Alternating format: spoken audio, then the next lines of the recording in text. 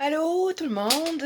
Euh, j'ai décidé de faire une petite vidéo parce que ça allait être plus facile de le raconter comme ça, d'éditer les bouts où j'ai des hésitations puis où je me répète, plutôt que de raconter ce qui arrive à chaque personne une après l'autre et oublier qu'est-ce que j'ai dit à qui et bon. Donc, la chose dont je voulais parler, c'est, de quelques petits problèmes de santé que j'ai eus ces derniers temps. Puis je me suis dit que, cette information-là pouvait peut-être être utile à quelqu'un. À l'ère des podcasts et des vlogs où les gens vont raconter des choses quand même assez personnelles, mais que ces choses-là vont être utiles, à d'autres personnes qui, vivent le même genre de situation. Je dis un peu n'importe quoi. Mais bon, je me suis dit que peut-être quelqu'un qui vivrait quelque chose de semblable, si ça peut l'aider à traverser cette période-là, ben ça resservait quelque chose que je passe à travers tout ça et que je le raconte. Donc, j'ai une tumeur dans l'utérus. Donc c'est ça, j'ai fait un appel à Info Santé, j'avais excessivement mal au ventre depuis presque un mois. Ça affectait, mon système digestif, ça affectait ce que je mangeais, j'étais constamment ballonnée. Puis, à un moment donné, je me suis dit: «Bon, ben, plutôt que d'aller à l'hôpital et de me faire dire: "Bon, on trouve rien, retournez chez vous, prenez du Tylenol, ça va passer"», ben, je me suis dit que j'allais, dans le confort de chez moi, appeler à Info Santé et l'infirmière d'Info Santé m'a posé plusieurs questions.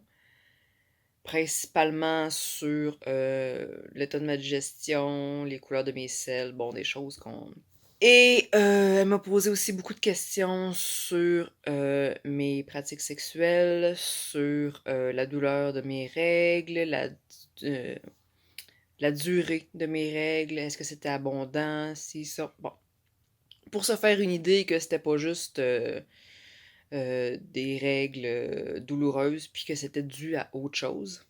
Et une fois que l'appel a été terminé, elle m'a dit: «T'habites à côté de l'hôpital?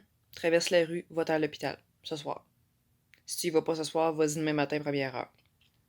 Alors, j'ai traversé la rue, je suis allée à l'hôpital Saint-Sacrement et bon, j'ai passé la soirée là parce que j'avais pas vraiment l'air d'un cas urgent. Mais j'ai fini par être vue par une docteure qui m'a palpé le ventre et qui me dit: «Ouais, cette espèce de masse-là, c'est pas, ça a pas la texture que si c'était juste de la constipation ou juste, l'utérus enflé à cause des règles ou quoi que ce soit. Il y a quelque chose.» Donc, elle a demandé des prises de sang et elle m'a, cédulé un taco pour le lendemain.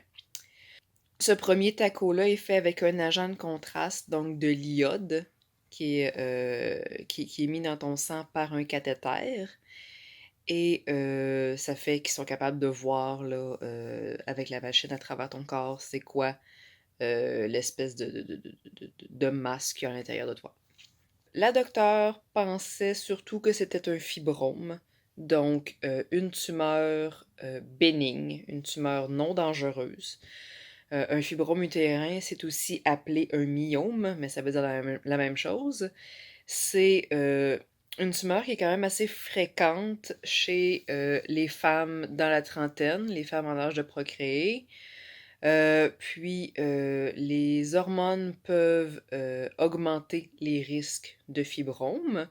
Donc, si on prend la pilule contraceptive, ça peut augmenter les risques de fibrome. Et aussi, quelque chose que j'ai appris, bon, en me renseignant là-dessus, parce que j'ai parlé à tout ce beau monde-là qui m'a évaluée.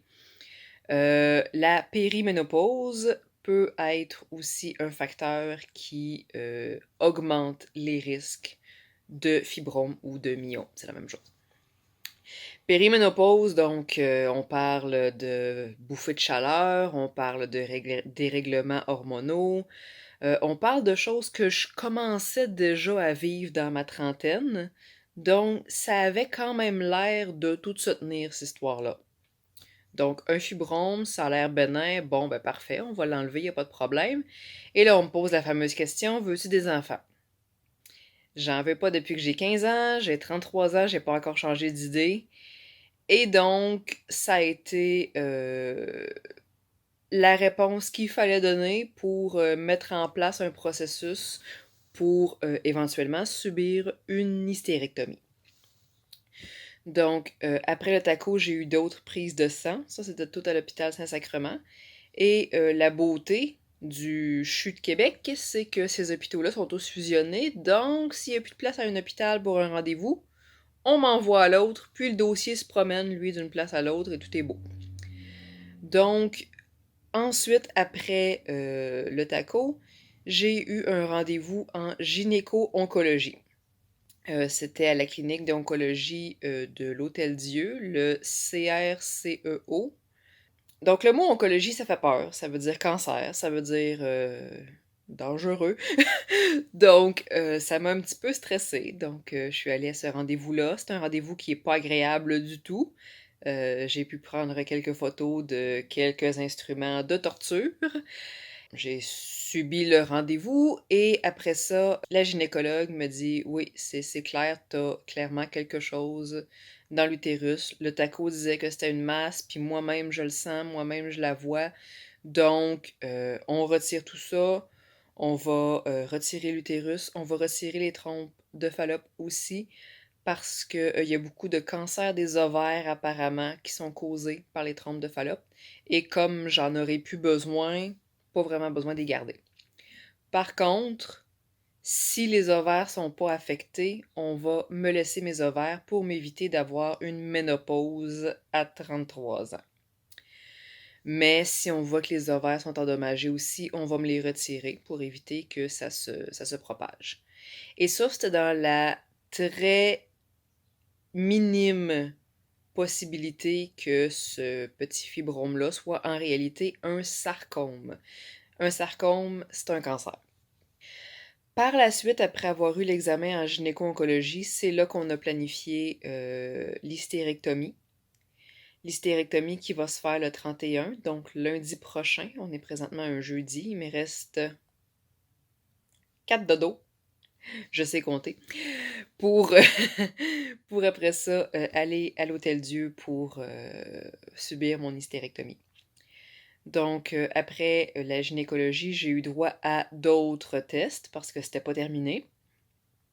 J'ai eu 2 résonances magnétiques, donc dans le gros tube. J'ai pu donc vivre qu'est-ce que ressent un Goa'uld dans un sarcophage. J'ai passé donc une résonance magnétique à l'Hôtel-Dieu de Québec. Une résonance magnétique pour le thorax. Dans l'éventualité que mon fibrome soit un sarcome, il aurait pu se propager en métastase. Donc, euh, on m'a scanné le thorax pour m'assurer que ça s'était pas propagé. Il y a aussi un autre agent de contraste dans l'IRM, dont j'ai oublié le nom. Je vais faire la recherche et l'ajouter en bas ici. Dans le fond, l'IRM, à la différence du TACO, c'est qu'ils font des photos avant et après, puis après ça, ils font une comparaison entre les deux pour définir qu'est-ce qu'il y a dans ton corps. Donc, c'est plusieurs minutes dans le tube. Le tube en soi, à moins d'être claustrophobe, c'est pas vraiment inconfortable. C'est juste qu'il faut pas bouger du tout. Par contre, c'est très, très, très bruyant. C'est vraiment très bruyant. Ils nous fournissent des bouchons. Il y a même des hôpitaux qui nous mettent des oreillettes de construction par-dessus les bouchons. Puis malgré tout, c'est très, très, très bruyant. C'est pas une expérience qui est agréable, mais c'est pas douloureux. Donc, ça dure à peu près une demi-heure. Après ça, le lendemain, j'avais un autre IRM, cette fois-ci à l'hôpital Saint-François d'Assise, pour l'IRM, cette fois-ci pelvien, donc pour vraiment là, cerner la masse dans l'utérus, voir de quoi ça a l'air et tout ça. Et ce que la gynécologue m'avait dit, parce que moi j'ai demandé c'était quoi la différence entre l'IRM et le TACO, la gynécologue m'a dit que l'IRM précisait où dans l'utérus se trouvait le fibrome.